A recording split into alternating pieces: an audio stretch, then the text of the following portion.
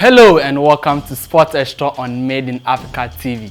In today's edition, I welcome you to our first World Cup program, World Cup Diaries. As usual, subscribe to the channel, comment, like and share. My name is Nana Kwame.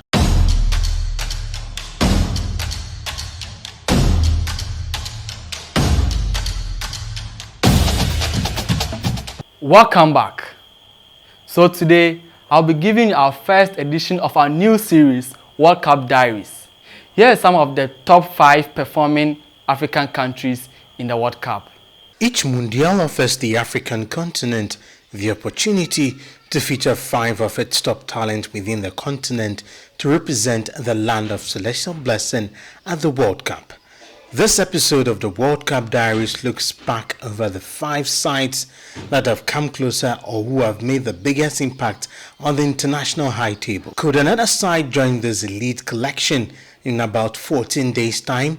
Well, we start off with Algeria and their impressive performance in the 1982 World Cup. In the 1982 Mundial, the starman was Rabah Majer. Rabah Mustafa Majer is an Algerian former professional footballer who played as a striker. He reached stardom as a Porto player during the 1980s, being widely regarded as one of the best Algerian football players of all time. Rabah Majer is one of North Africa's finest exports. The striker was a European Cup winner with Porto in 1987, having scored an equalizer in the final, and was also an African Footballer of the Year in that particular year. Both he and the magnificent Lakhdar Belloumi were in the fettle during the World Cup in Spain. Born on 15th December 1958 in Houssaye district. Now, Algeria painfully crashed out in the first round after winning 2 games and losing the third in a group that was so open and saw the European forces playing to favor each other to ensure the African giants were kicked out.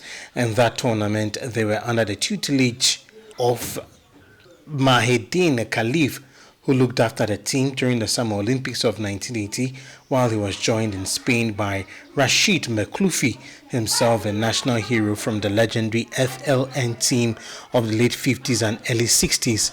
The defining moment, unfortunately, was when Algeria were eliminated in the first round following collision between Austria and West Germany. The 2 European neighbors, knowing that a German victory by 1 or 2 goals would see both sides through, played for specific results, and of course, the Nichtang Rift von Guillaume remains one of the World Cup's ugliest moments and ensured that one of Africa's finest sides will remain eternally unfulfilled on the international scene. Moving away from 1982 to 1994, we talk about the Green Eagles of Nigeria.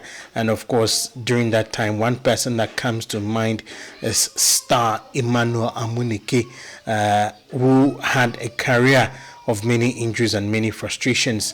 The World Cup in 1994 stands almost unbroken as a souvenir of the winger's sublime skills. So the World Cup showing Nigeria left off in 1994 in the round of 16, played 4, won 2 and lost 2. The starman, as I indicated, was Emmanuel Amunike. And he scored against Italy and Bulgaria, and having been tremendously influential in bringing the continental crown back to Nigeria only a few months earlier, looked to have the world at his feet.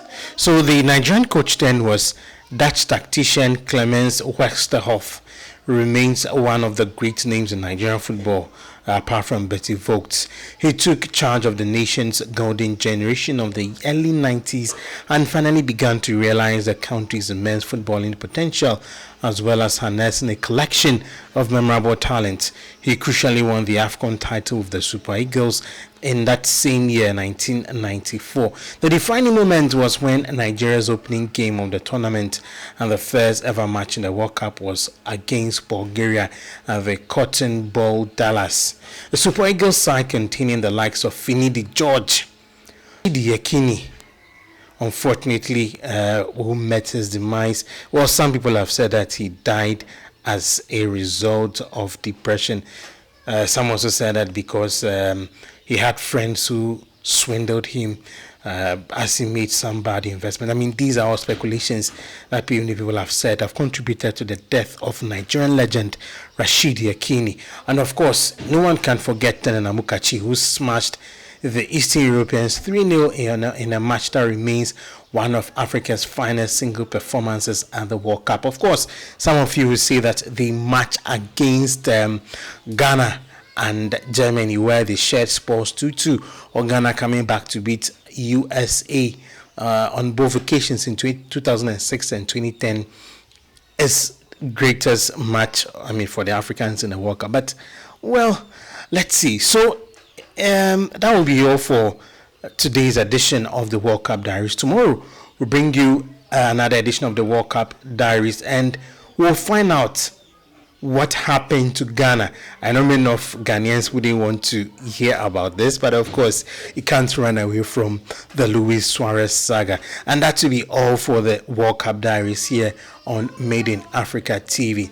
This is Sports Extra on Made in Africa TV. Remember that this show is going to run from now to the end of the World Cup.